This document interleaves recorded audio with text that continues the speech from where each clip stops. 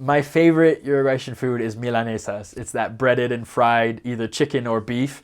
And for me, it was the beef milanesas. The breaded and fried chicken was good, but at the same time, I just felt like I was just kind of taking the patty and the rest of stuff off a Chick-fil-A burger and eating it. And so it was good, but the beef with the frying, and then they would serve it just with mayonnaise on top, was my absolute favorite. Sometimes you would show up at a house and they would put a basket in front of you just full of milanesas, and then they would just put a big bag of mayonnaise. In Uruguay, mayonnaise comes in ginormous bags with icing tips to be able to pour it out so it looks pretty, because they use mayonnaise on absolutely everything. And so that if somebody served me as many as I could eat milanesas with mayonnaise, I would be a happy camper. So that was one of my favorite meals.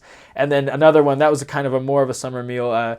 I really loved lentils, which is called lenteja in Uruguay, which they serve during the winter. It's a very hearty meal, and it just had absolutely everything in it. And it's just they call it comida de olla, or like just pot food. You just throw everything in the pot and you let it simmer and you just let it all cook together, and it just comes out with this wonderful flavor. And that was probably my second favorite. There's a drink in Uruguay that was my absolute favorite called Paso de los Toros. So there's an actual city called Paso de los Toros, which means the Pass of the Bulls, which is just south of Tacuarembó, where I was in my second area. And I never got to go there. I was in the other mission.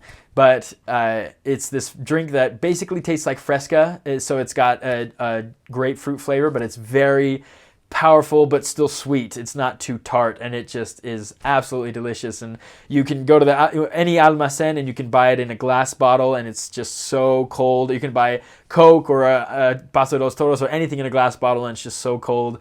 And so, if you were having a terrible day and it was 100 degrees outside with 90% humidity and no one was talking to you, and you just felt kind of downtrodden, we would take what's called a 5 for 5.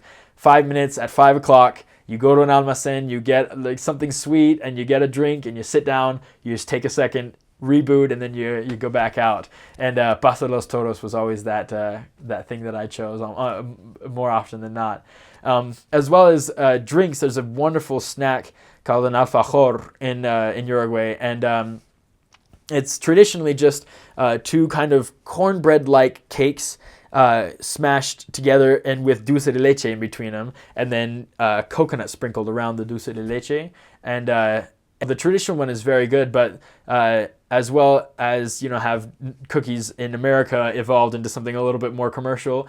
Alfajores nowadays are kind of in packages, and they have the same makeup. They have dulce de leche and cakes, but a lot of them are chocolate covered, and some of them are chocolate covered with vanilla and chocolate covered with coconut and different types. And there were so many types of alfajores that missionaries would collect wrappers. I had a companion who had an entire album book full of different wrappers of alfajores and kind of collected them.